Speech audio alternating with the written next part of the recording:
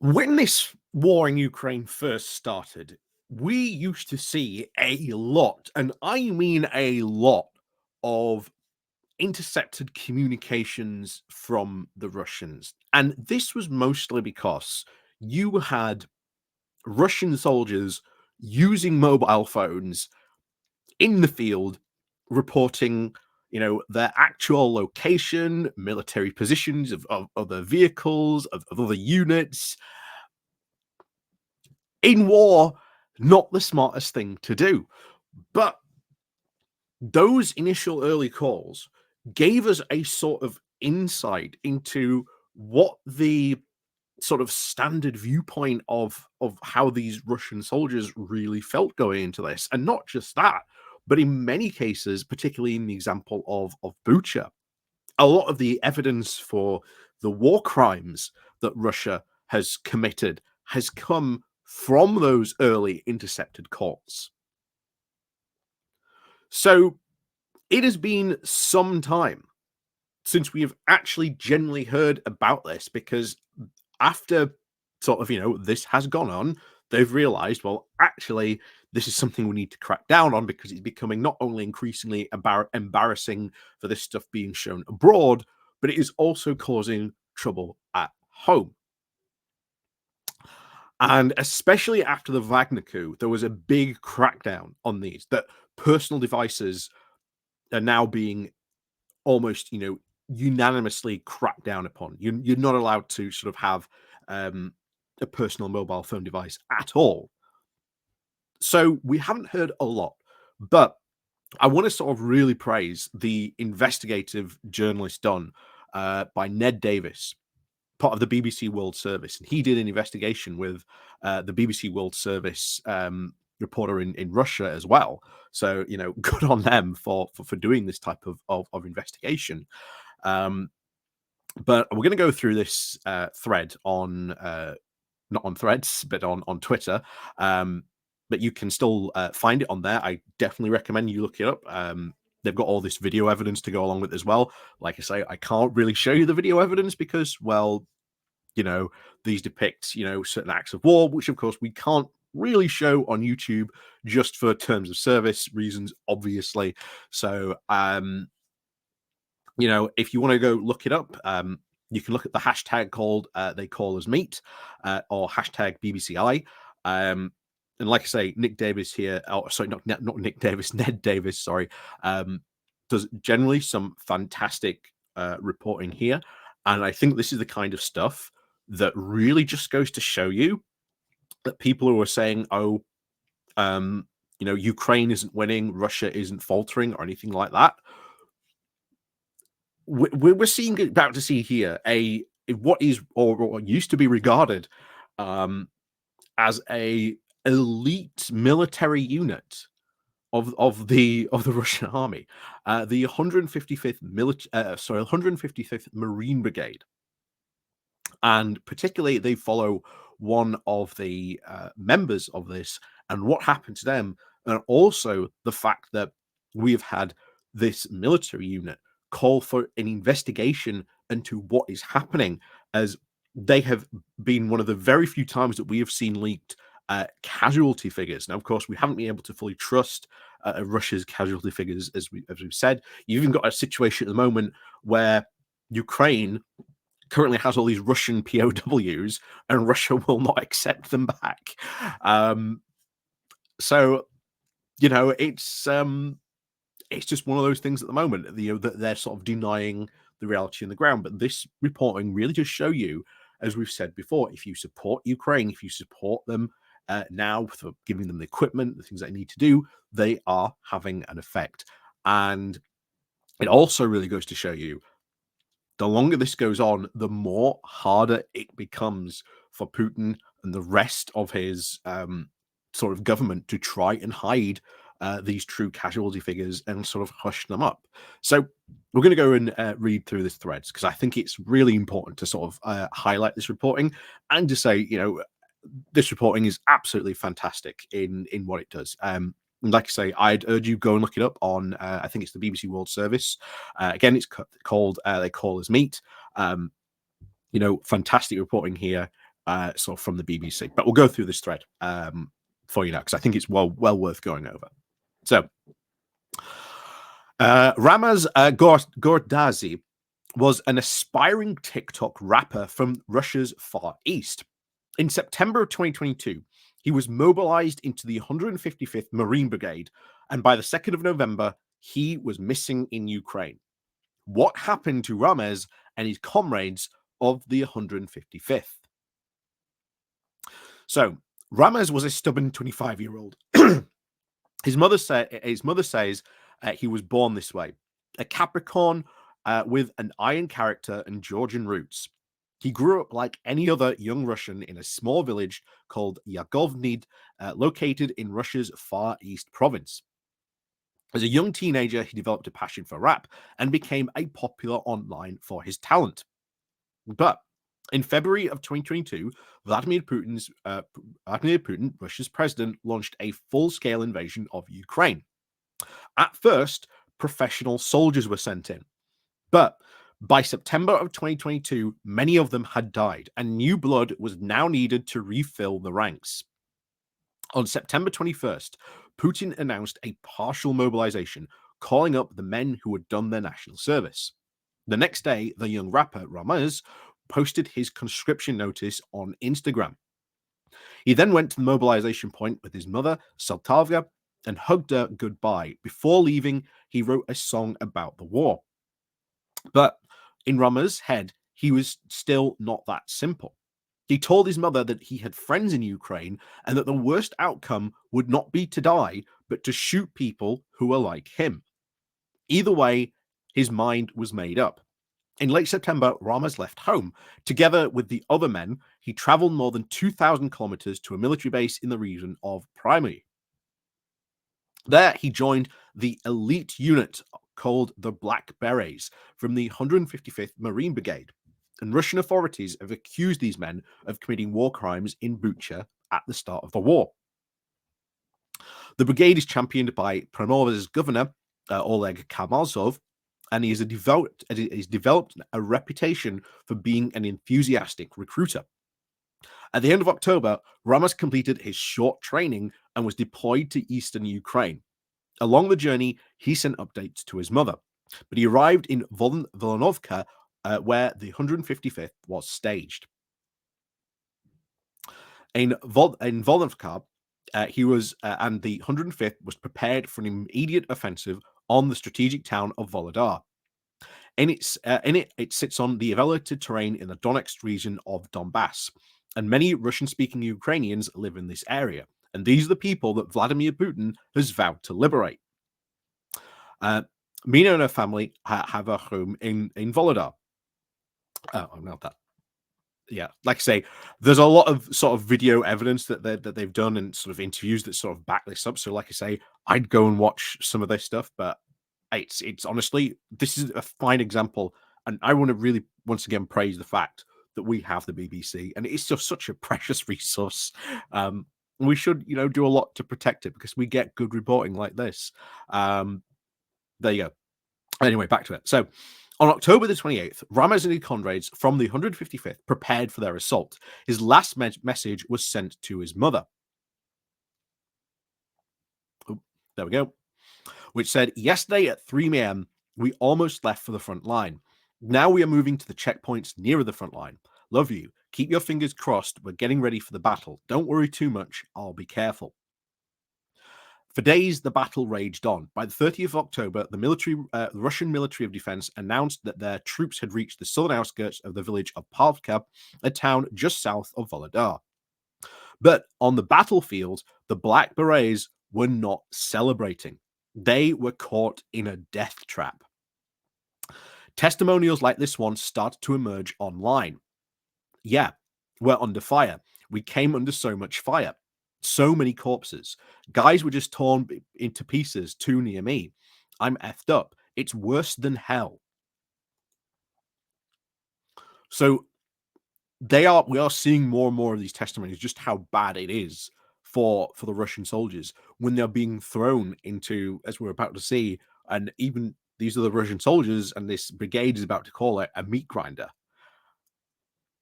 and we've said this before, if you've had the Wagner coup, how long before another military unit or a group of military unit decides to do this? We've seen that Russia has now set up blocking brigades. Rather than one line, there's now two lines, with the first line being the front line, the second line being, hey, if you retreat, well, you've got to get through us. And if you haven't had orders to retreat, well, it's get back or else we'll shoot you. And this second line is predominantly made up of mostly conscripts from Western Russia. Western Russia rather than sort of Eastern Russia, where Putin gets a lot of his support from. The Moscow region, so the Muscovite area, sort of Moscow, St. Petersburg, think around that area. That's where Putin gets most of his support from. So you're seeing a lot of people not really report heavy losses compared to the other cities and regions, which is what Putin is trying to sort of keep up and sort of keep hushed. But we're now starting to see more and more, especially you've got to remember, you know, Russia has lost about 40% of its military. We've seen reports about the casualty rate that Russia has suffered, that these sanctions have almost but crippled its economy, and it is almost barely functioning. They're doing everything they can to sort of keep it functioning, but if something bad happens economically, well, who knows how how all that potentially could fold out. But anyway, we'll continue with this reporting. So Ramez, of course, the young rapper from Yelganov, then stopped sending news after this assault. His mother became worried and started looking for him. On Governor Targonov's Telegram channel, other families started to complain to him directly. But on the 3rd of November, the governor of Kharkiv said a message like no other. A letter addressed to him, written by the Black Berets themselves, saying that the soldiers were now denouncing being thrown into what they called an incomprehensible offensive.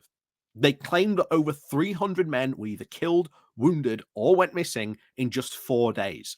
And they also wrote of their inept commanders calling them meat. The Black Berets asked for an independent investigation. And it's kind of funny because they are calling for like this full investigation from like Shoigu. Well, Shoigu's not going to do anything. Let's face it, because he's kind of comfortable in his position, and pretty much secured it. Thanks to Yevgeny Prigozhin, shall we say, mysteriously, after that mysterious plane crash. I wonder how that happened.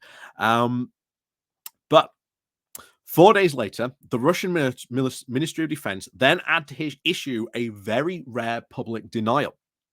Even Governor Korolev, the man the soldiers had pinned their hopes on, also responded to the appeal, in which he actually denied that even happening. So he's keeping with the official Russian line. Oh, what do you mean? There's no casualties like this. They're just lying. They're not really telling the truth. It's not true. However, our investigation, which is, of course, Ned's investigation, like I say, is part of the BBC World Service, and they've done this, has uncovered evidence that supports the Black Berets' account. Russian authorities haven't released official data about casualties since September of 2022. So imagine that. No casualty information since that long ago. You can obviously tell that the reality of what we're seeing from different reporters being sourced on this, yeah, Russia isn't being honest about its casualty takes. But BBC Russia's Olvi Noshka has also had the most accurate account available. We worked with them to try and identify the deaths of the 155th Brigade. We then plotted them on a graph, and 2 clear spikes emerged in 2022. The first was the assault in Kiev at the start of the war, but the highest one is now in November of 2022, after the offensives on Pavlka near Volodar. We found that at least 60 Black Berets were killed and went missing in the months following the start of the assault on October the 28th, and most of this happened after their letter was sent to Governor Kovma. This is one of the highest known concentration of losses of a single Russian unit since the beginning of the war. So why were the 155th losses so high in just that period of time? The Black Berets letter mentioned the incomprehensible offensive. They say that the commanders planned to capture the town by rushing through woodlands and where the enemy was waiting for them. They also claimed that the terrain made them easy targets for the Russian gunnery.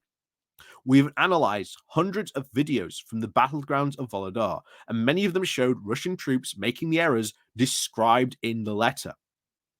And these three videos are just three clear examples. A Ukrainian reconnaissance shows Russian attacks along this very same road entering Povolka. It was widely reported that the 155th led the assault on the town in the early November, which was then supported by the 40th Marine Brigade and local forces. The first video shows two Russian BMP-3s attacking Povolka without any visible support. One is hit, but both vehicles keep going. Later, the soldiers disembark and then are struck by Ukrainian artillery. In the second video, a lone Russian tank attempts to break through.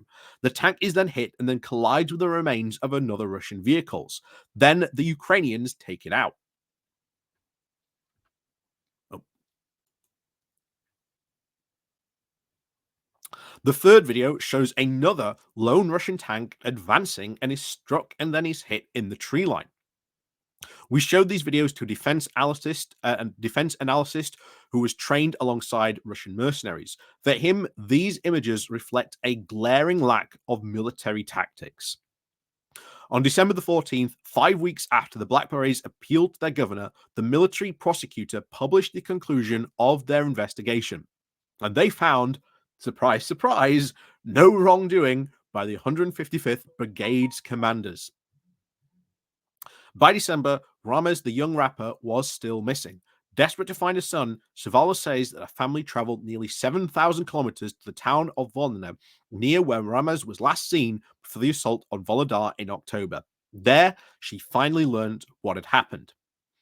On the day of the assault, Rama's squad moved into a house. Just 10 minutes into the battle, a drone strike on the house ripped off Rama's legs. He later died of both his injuries the day before his comrades could send their protest letter to Governor Karamazov. Over the next couple of months, Rama's mother grieved for her son. She also talked about it on local media. In late January of 2023, Russia tried again to take Volodar. Once more, the Black Berets were caught in a death trap and raised the alarm. Another letter was then sent to Governor Carver. These soldiers said that they had lost almost their entire personnel of the battalion. Just think about this. If you've lost an entire personnel of this, what's this doing to your morale? What's going to be the end of consequences? And they say this themselves. You are risking disobedience, not just disobedience, mass disobedience. Because they have warned, as they said here, that repetition of this Pavlov's battle and that they are now threatened with criminal prosecution in cases of disobedience. Well, to be honest, it's either criminal prosecution or you get thrown into a meat grinder. This is now becoming very quickly the reality for the Russian soldiers on the ground. And as we said before, this now more than ever is showing that Russia is going to break, and they are hoping beyond hope that Trump gets a victory. And as I've said multiple times before on this channel, we have to make sure that David Lammy has to make sure that there is a plan going forward if these should that happen, that he has to get Europe together and they have to sort of help Ukraine finish it themselves by giving them the support they need, giving them the weapons they need to help finish this fight. So again, this continues. More videos surfaced, now showing the very same tactical mistakes as the footage from the October and November. Just lone Russian units attacking in a single line and getting hit repeatedly. Think about this. They're attacking in a single line. And honestly, the videos that is showing this of the battlefield reconnaissance, you only have to hit the first and the last vehicle accurately, and then afterwards you just start scattering the ground with artillery, because anything that is stuck between those last and that first vehicle, they ain't going anywhere, or going to find it incredibly difficult to get out of that incoming saturation fire that is going to follow. So 13 days after the 155th second letter, a journalist then asked Vladimir Putin about the fate of the Russian Marines in Ukraine. This was his response. He said, the Marine infantry is working properly right now. They're heroically fighting both the Pacific and North Fleet. So imagine this now, because this is something else that we've heard as well. That sailors are now being put into combat. Not soldiers, sailors. Bear in mind, Russia also did this during World War II. But to say we are not going to sort of use these guys on our ships and our fleet, no, we're going to send them to the front lines. That does not indicate a properly functioning or working military. So, and what about Governor Kamalvo? He never replied to the second letter. We contacted Governor Kamalvo for a comment about our findings. He did not respond. President Putin and Governor Kamalvo have justified the war as a liberation of the Russian-speaking people of eastern Ukraine. However, Maria, a resident of Volodar, sees it differently. Mara left her home in Volodar back at the start of the war, but she has watched this battle unfold on social media. And on Telegram, she saw the video of the 155th soldiers fighting in her house. 1 year later, and Russia is still sending men to try and take the town of Volodar. Young men like Rama Godzis. You can watch the full investigation of the documentary there. And again, I'd definitely go watch this. And yeah, not only is that probably a fantastic piece of reporting telling you just what's going on, but it's the exact type of thing you need to see the BBC World Service doing. So I would go look it up. It's on BBC World Service. You can find it. It's called They Call Us Meat. You can see all the videos, but like I say, obviously I can't show you them on YouTube for, well, obvious terms of service reasons. But honestly, that is a fantastic piece of reporting. That is an amazing piece of reporting. And it goes to show you why the BBC should be a really precious resource that we should make sure always is kept. Its independence. And I think we should look at maybe preserving that independence even more and how we can sort of do that. But honestly, fantastic reporting to the people involved in this investigation and sort of bringing this. It is fantastic to see this type of reporting done, especially giving the reality of what's going on here of Russia, and the reality that these new conscripts are just being thrown into a meat grinder where commanders are just making the same mistakes again and again and again and expecting just to get almost endless reinforcements. But eventually, even that is going to come to an end. You always hear, like, the pro-Russia supporters, oh my God, they've got so much more manpower. If you keep on doing this, just sending your men into just pointless, as that brigade called it, improbable assaults, where they're losing 300 men in 4 days. Yeah. How long can Russia, with its infinite supply of manpower, actually keep that up? The answer is it can't. And there will be consequences for this. Make no mistake, there will be political consequences for Vladimir Putin after this war for all these losses, because they cannot keep these losses hidden. It is going to be impossible to keep them hidden. Not only that, as we said at the beginning of this, Kiev has, in the Kiev Morning Post, they reported on all these Russian POWs that they had. Some of them, injured and wounded. Russia doesn't want them back because it doesn't want to admit the level of troops captured and them going home and start telling their stories of what's going on the front line.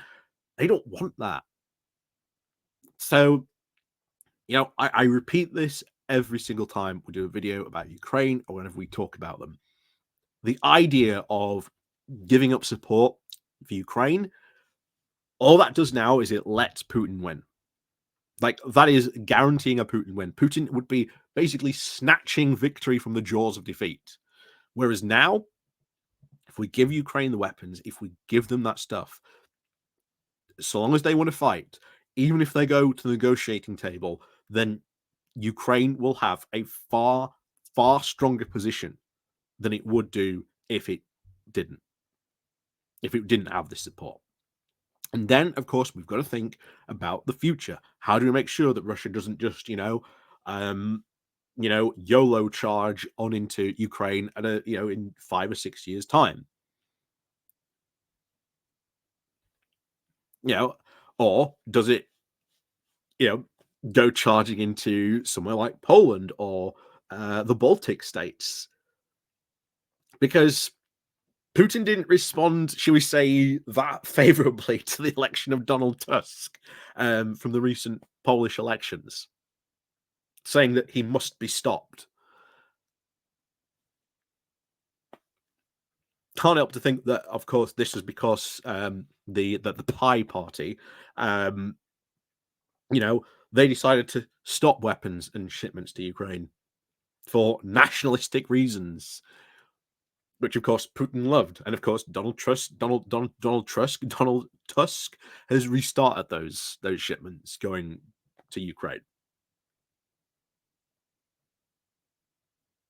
So I think now more than ever we are going to see more a pivotal shift in what happens here, because Russia just can't keep endlessly just sending wave after wave of just suicidal, you know, infantry assaults.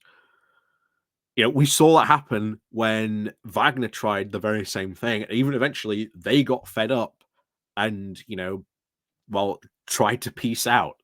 Even mutinied to a certain point, but didn't really, should we say, fulfill that mutiny. And again, one probably the great what if mysteries. What if Bogosian had gone, hadn't turned around and actually gone to Moscow? One of the great what if mysteries that we'll be probably talking about for years to come. But until then, obviously this continues, and we've got to support Ukraine. We cannot now falter when the invading country is in that bad a position. And I'm sorry, but how can you not say that Russia is not in a bad position, hearing that you've got an infantry unit that lost over 300 men in 4 days?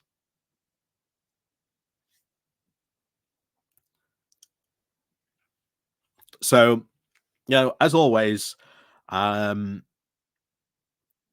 we've got to keep on supporting Ukraine.